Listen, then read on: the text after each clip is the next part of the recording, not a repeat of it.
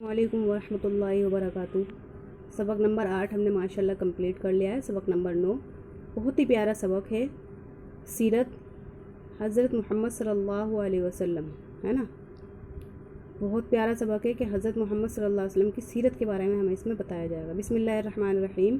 हज़रत मोहम्मद मुस्तफ़ा सल्लल्लाहु अलैहि वसल्लम, पैदाइश, ख़ानदान, वतन, अल्फाज क्या है? सीरत, आका, तकरीबन, मक्का मुअज़्ज़मा, वालिद माजिद, वालदा मुहतरमा, क़हत, बरकतें नाजिल।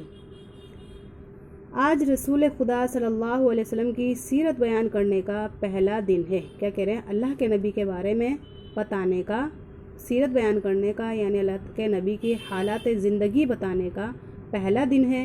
उस्ताद साहब ने फरमाया, हमारे आका हज़रत मोहम्मद मुस्तफ़ा सल्लल्लाहु अलैहि वसल्लम तकरीबन 1400 बरस पहले मक्का मुअज़्ज़मा में पैदा हुए। क्या कह रहे हैं? 1400 साल पहले मक्का मुअज़्ज़मा में पैदा हुए।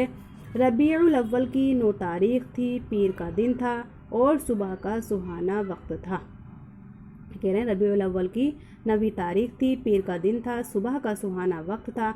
वालिद माजिद का नाम अब्दुल्ला था, अल्लाह के नबी के वालिद का नाम अब्दुल्ला था, और वालदा मोहतरमा का नाम आमना। दादा साहब का नाम अब्दुल मुत्तलिब था। आपका ख़ानदान हाशमी कहलाता था और आपकी बिरादरी को कुरैश कहा जाता था। आप यतीम पैदा हुए क्योंकि कुछ दिनों पहले आपके वालिद साहब की वफ़ात हो चुकी थी।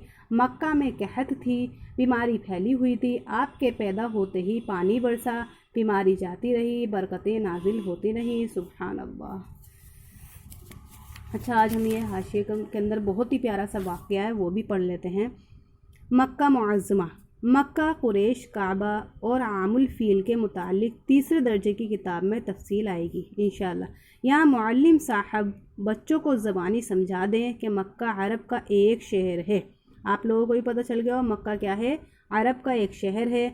मुल्क अरब हिंदुस्तान से पश्चिम की तरफ है। क्या कह रहे हैं? हिंदुस्तान के मुल्क से पश्चिम की तरफ है, यानी जिस तरफ आफताब छुपता है उस तरफ वाक़ है। मक्का शहर में वो मस्जिद है जिसको मस्जिद हराम कहते हैं।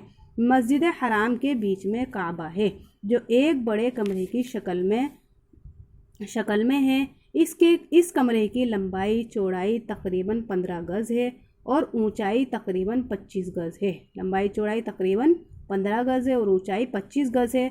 नमाज के वक्त इसकी तरफ रुख किया जाता है, काबे की तरफ, और हाजी जब हज करते हैं तो इसके गिरदा गिर्द घूमा करते हैं। काबा मुकर्रमा के गिरदा गिर्द अगर 7 मरतबा घूमने का नाम तवाफ़ है तो ये भी बता दिया जाता है कि जिस साल हमारे आक़ाए नामदार शाह दो आलम सल्लल्लाहु अलैहि वसल्लम की पैदाइश हुई उसको आमुल फ़ील कहते हैं, यानी हाथियों वाला साल कहते हैं। आम के मायने साल है, आम के मायने अरबी में साल होते हैं और फ़ील अरबी में हाथी को कहते हैं। आमुल फ़ील यानी हाथियों का साल। वजह इसकी ये है कि इस साल अबरहा नाम का एक ईसाई जो शाह हबशा की तरफ से यमन का गवर्नर बनाया गया था। क्या कह रहे हैं?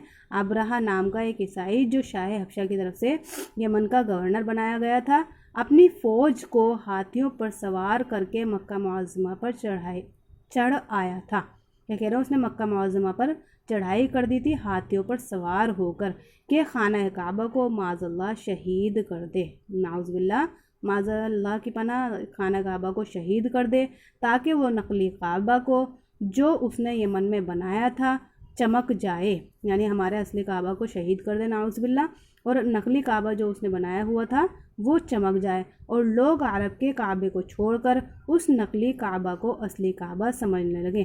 अल्लाह ताला ने अपनी कुदरत से परिंदों के एक एक पर भेज दिया। क्या कह रहे हैं? अल्लाह ने अपनी कुदरत से परिंदों का एक पर भेज दिया जिसमें हर एक परिंदे की चोंच में कंकरियाँ थी। क्या है? बहुत सारे अल्लाह ताला ने परिंदे भेज दिए और हर एक परिंदे की चोंच में कंकरियाँ थी। परिंदों ने कंकरियाँ फ़ौज के ऊपर फेंकी। खुदा की कुदरत, परिंदों की चोंच में इतनी ताकत पैदा हुई कि उन्होंने बंदूकों के कारतूतों से बंदूकों के कारतूसों का हाँ और बंदूकों कारतूसों का और कंकरियों ने गोलियों का और छर्रों का काम किया। सारी फ़ौज और उसके सारे हाथी वहीं ढेर होकर रह गए। यानी अल्लाह ने जब अपने फ़ौज को भेजा, फ़ौज अल्लाह ने उनकी फ़ौज के पीछे अल्लाह ने अपनी परिंदों की फ़ौज को भेजा, यानी अपने परिंदों के गिरोह को भेजा, और हर एक परिंदे की चोंच में कंकड़ थे।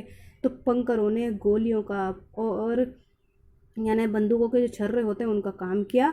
और जो है इस तरीक़े से सोचो वहाँ पे कितने परिंदे होंगे जब, और हर एक की चोंच में उन्होंने कैसे मदद की होगी। अल्लाह की बहुत बड़ी मदद थी सच में।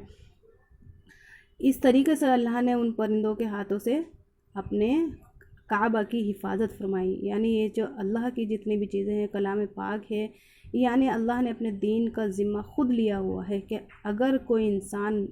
अगर अल्लाह ताला किसी इंसान को पसंद कर लेते हैं, अपने दीन के लिए चुन लेते हैं, तो उससे हर हाल में अपने दीन का काम लेकर रहते हैं, चाहे उसका तरीक़ा फिर कुछ भी हो।